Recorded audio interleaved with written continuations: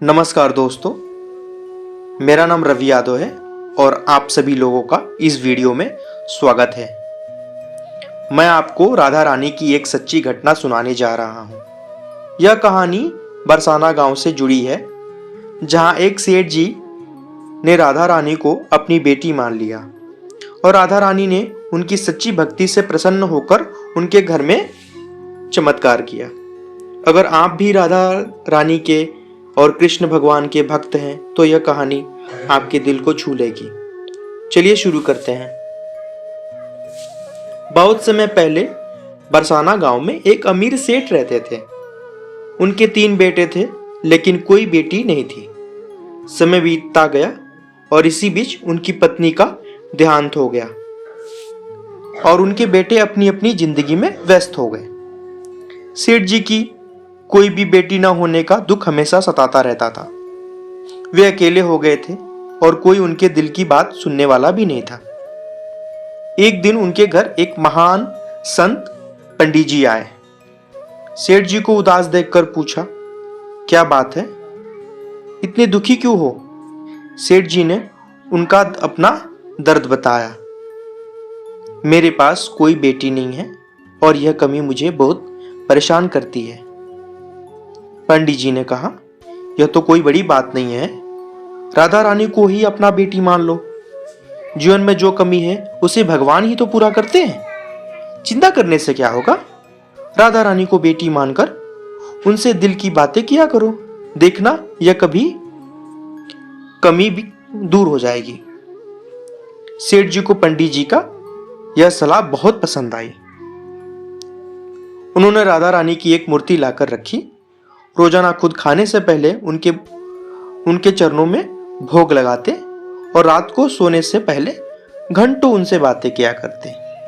धीरे धीरे वे राधा रानी को सच्चे दिल से अपनी बेटी मानने लगे। उन्हें ऐसा लगने लगा जैसे उनकी खुद की ही बेटी है और बिना उनसे बात किए या भोग लगाए चैन नहीं मिलता। राधा रानी से बातें करके उनके दिल को बहुत शांति मिलती। एक दिन सेठ जी के घर एक चूड़ी वाली आई। उसने सेठ जी की तीनों बहुओं को चूड़ी पहनाई और चूड़ी पहनाने के बाद बहुएं चली गई। तभी एक छोटी सी लड़की वहां आई और बोली, मुझे भी चूड़ियां पहना दो, मुझे भी चूड़ी पहनना है। चूड़ी वाली ने सोचा शायद घर की कोई मेहमान होगी और उसे भी चूड़ियां पहना दी। बाद में चूड़ी वाली सेठ जी की दुकान पर पैसे मांगने गई। उसने सामान्य से ज्यादा पैसे मांगे। इस पर सेठ जी ने चूड़ी वाली से पूछा, क्या चूड़ियों के दाम बढ़ गए? उसने कहा, नहीं, लेकिन आज मैंने 4 लोगों को चूड़ियां पहनाई। सेठ जी बोले, मेरे घर में तो 3 ही बहुएं हैं, तो तुमने चौथी चूड़ी किसे पहनाई? तुम गलती कर रही हो। लेकिन चूड़ी वाली नहीं मानी और अपनी बात पर अड़ी रही। लेकिन सेठ जी ने 3 ही चूड़ियों के दाम दिए और उसे जाने को कहा। हालांकि वो जाना नहीं चाहती थी, लेकिन सेठ जी भी अपनी बात पर अड़े रहे। उसी रात सेठ जी ने जैसे हमेशा की तरह राधा रानी को भोग लगाया, बातें की और सो गए। सपने में राधा रानी आई और बोली, पिताजी, मेरी चूड़ियों के पैसे क्यों नहीं दिए? अगर मुझे बेटी मानते हो तो मेरी चूड़ियों के पैसे क्यों नहीं दिए? यह कहकर वे अपनी प्यारी बेटी की तरह रोने लगी। सेठ जी की नींद टूट गई और वे खुद भी रोने लगे।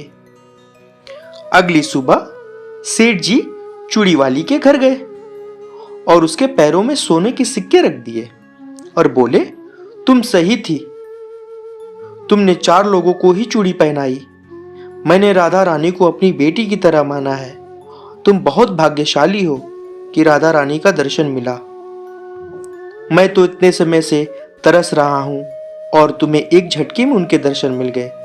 चूड़ी वाली के आंखों में आंसू आ गए। उसने सोचा, अगर राधा रानी के दर्शन मिल गए तो इससे ज्यादा और क्या चाहिए। उसने हाथ जोड़कर कहा, आपकी वजह से मुझे राधा रानी का दर्शन मिला। मेरा जीवन तो सफल हो गया, मुझे और कुछ नहीं चाहिए। दोस्तों, यह कहानी सिखाती है कि हम सच्चे दिल से भगवान को पुकारते हैं तो वे दौड़े चले आते हैं। अगर आपके जीवन में कोई कमी है तो राधा रानी से प्रार्थना करो, वे जरूर पूरा करेंगी। अगर वीडियो पसंद आई है तो लाइक, शेयर और सब्सक्राइब करें। राधे राधे।